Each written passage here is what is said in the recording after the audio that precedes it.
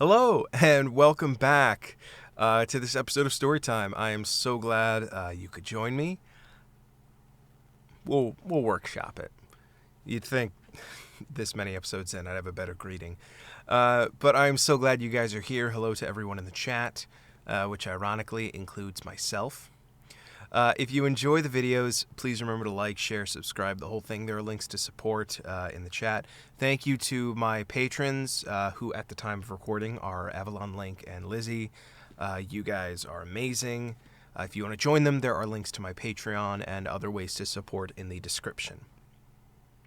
Now, I think we're going to jump right back in. I've got my water. Keep my mustache out of my mouth.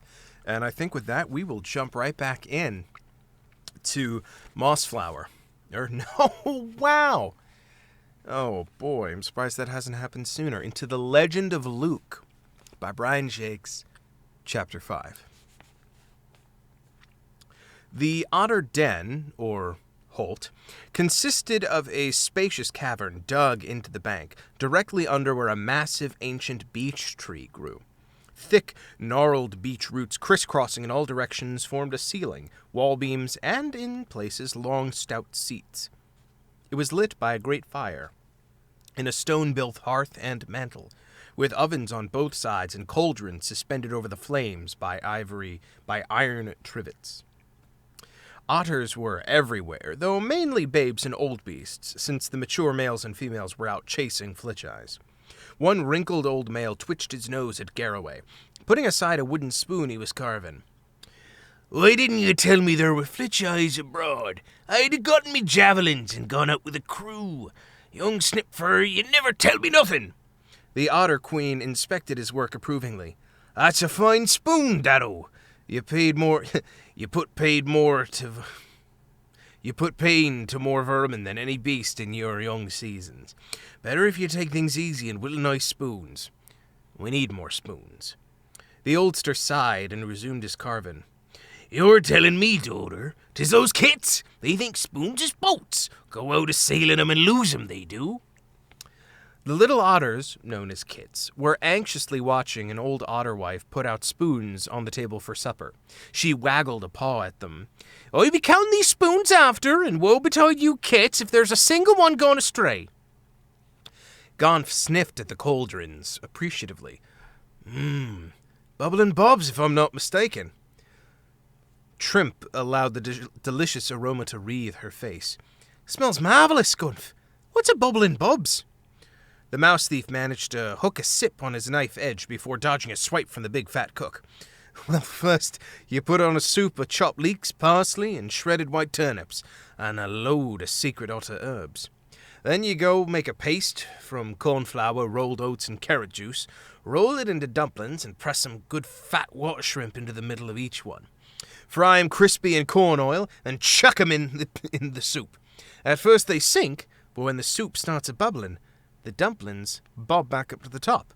That's why the otters call it bubbling bobs. Come on, let's find a seat, Trimp. Supper looks about ready."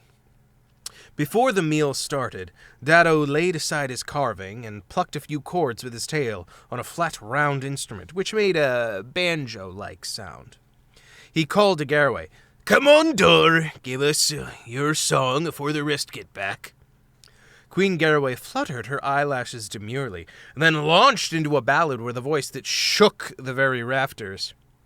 "I'm bound to sing this song, though I shouldn't really ought.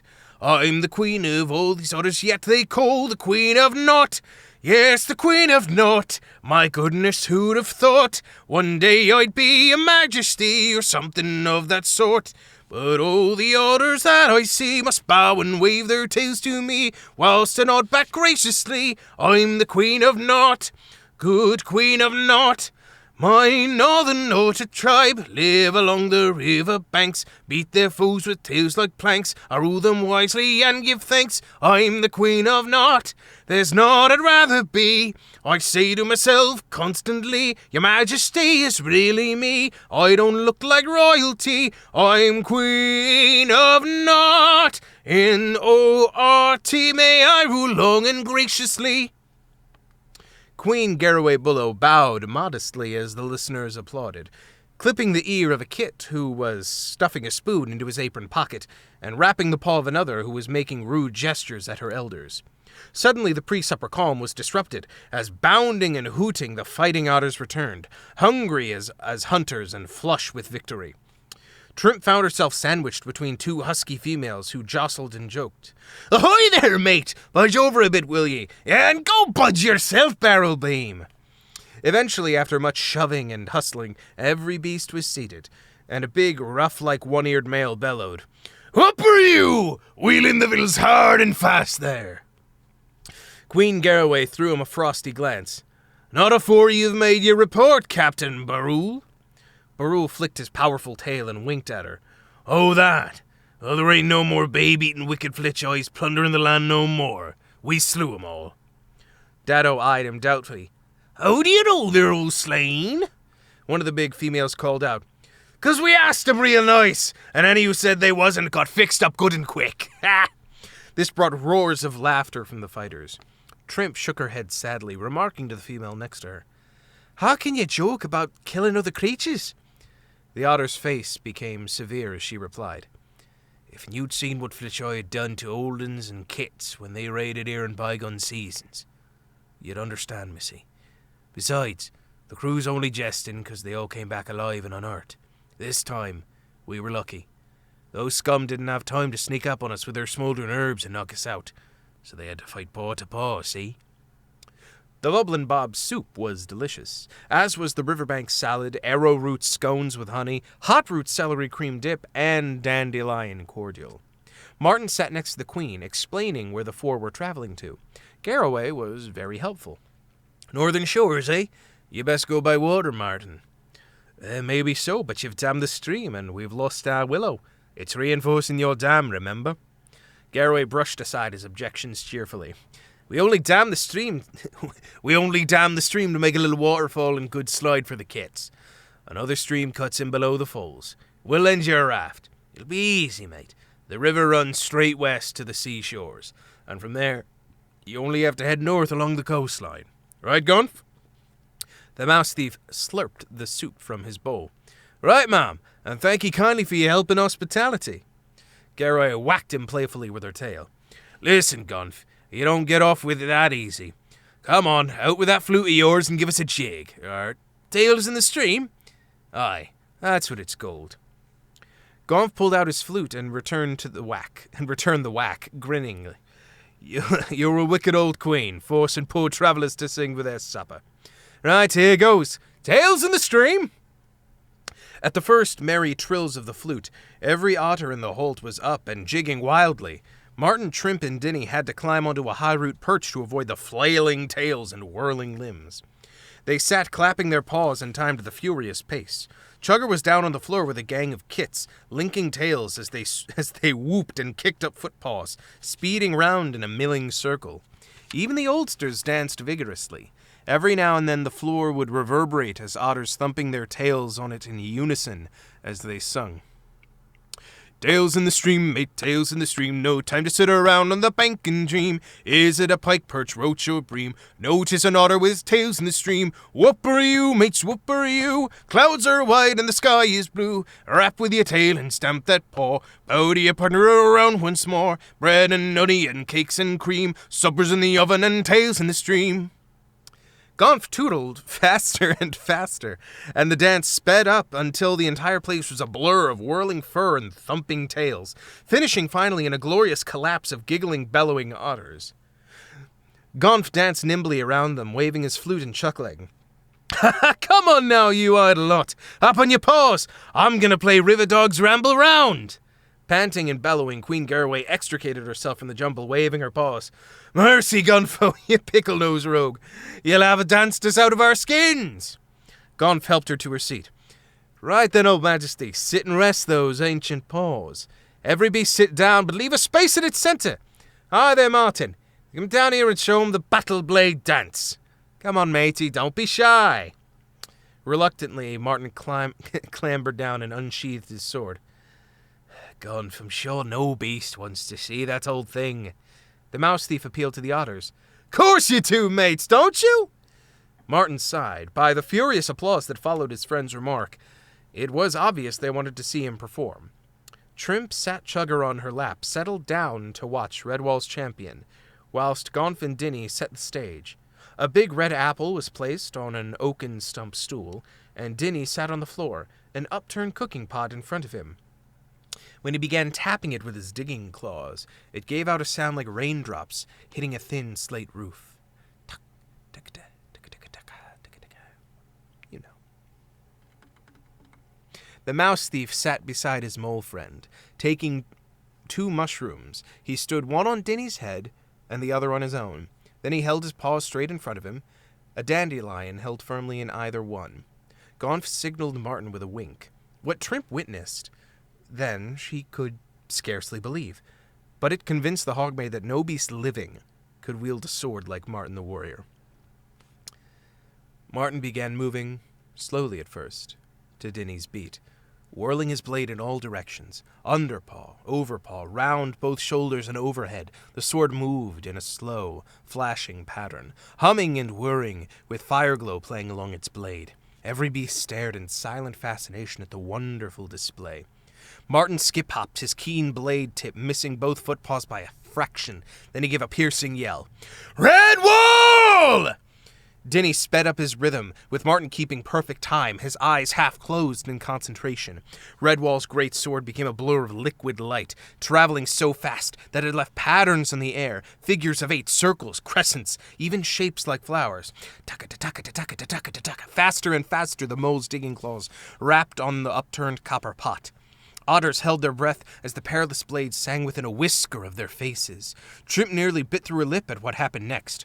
Martin gave a wild animal roar and whirled upon his 2 friends, the blade striking down on their heads, once, twice.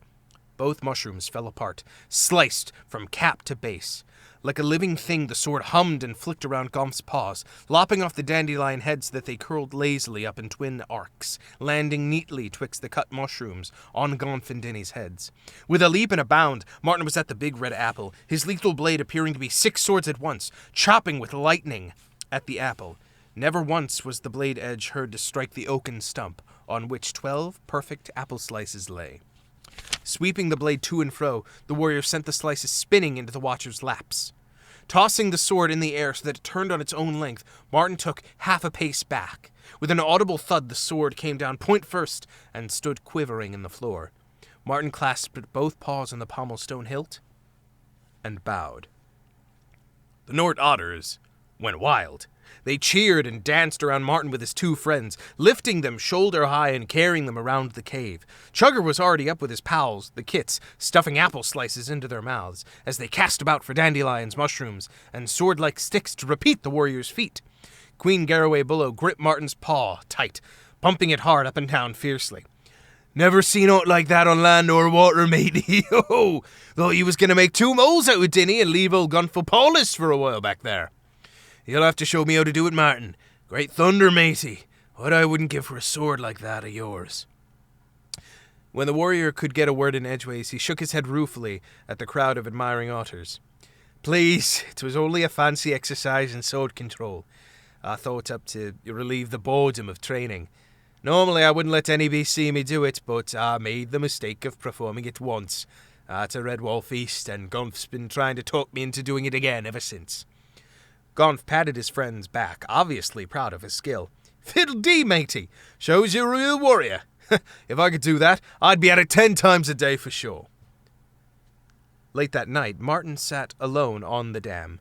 Inside the holt of Queen Garaway it was snug and warm, and he could hear the snores and murmurs of sleep-talkers drifting forth into the soft summer darkness. Martin smiled, recalling how Gonf had grabbed the sword and told a disobedient gang of kits about a tail-chopping trick he knew for naughty little otters who would not go to sleep. It worked like a treat. They fled to their beds instantly. The warrior stared into the night, wondering what sort of father Luke had been. He wrestled with fogged memories, confusing the images of his mother, Sonia, and his grandmother, Windred, as they merged together in his mind's eye. He tossed a stone into the water, watching the moon-rimmed ripples. What sort of place had the far north shores been? Had Luke, his father, ever kept his word and returned there? It was all too puzzling. so he turned his mind to the thoughts of the abbey. What would Redwall look like one day when it was finally completed? That turned out to be a puzzle, too.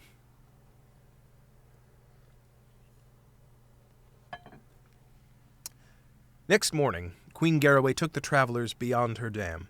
There had once been a broad waterfall further down the stream, but the damming had cut it down to half its original size, allowing the otters to build a steep mudslide. Squeaking kits, covered from ear to tail in wet brown clay, shot down like stones from a sling, splashing into the pool below and emerging clean of mud. The friends laughed uproariously at their antics. Trimp pointed out one, zooming down backwards. "Look at that little scamp! Bet he'd catch it off his mother if she saw him doing that." With a resounding splash, the little one hit the water, vanishing, and came up again, washed recognizable. Trimp hid a smile as Dinny roared gruffly at the culprit. "Yer get out there, Maester Chug! You bait no water! You supposed to be a squiggle, ye little rip!" Chugger wrinkled his nose at the mole. "I'm not a squiggle anymore! Chugger and otter now!" Crafty Gonf waved to the squirrel babe. "Righto, then. Otter you are, matey. You stay here. We're going now."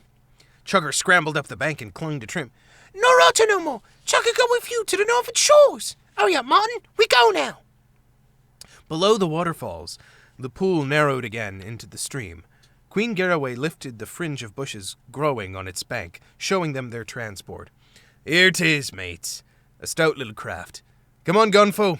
Lend a paw to pull it out here." It had a collapsible mast and a sail, which would double as a tent, plus 4 long ash poles, paddle-shaped at one end. They heaved it onto the water and leapt aboard. Martin shook the Otter Queen's paw heartily. "Thank you for everything, Majesty. May your tribe live in peace and plenty here always." The brawny otter grinned cheerfully at them. "Thank ye, and may your journey be a safe one. Now, go and find what you seek, and don't let old Gonfo get his nose into the grub supplies too often." And that's where we're going to end this week. Thank you again so much for joining me. I do hope you come back next week. Again, remember to like, share, subscribe, the whole YouTube thing. If you want notifications for things, I believe hitting the bell by the subscribe button is supposed to send notifications, but we're all at the mercy of the YouTube gods, so we'll see. Thanks again to my Patreon supporters, Avalon Link and Lizzie Roberts. If there are more at the time, they are here. I hope you guys join me next week. I hope you have a safe week, a good week. Wash your hands. Stay safe. I'll see you guys next time.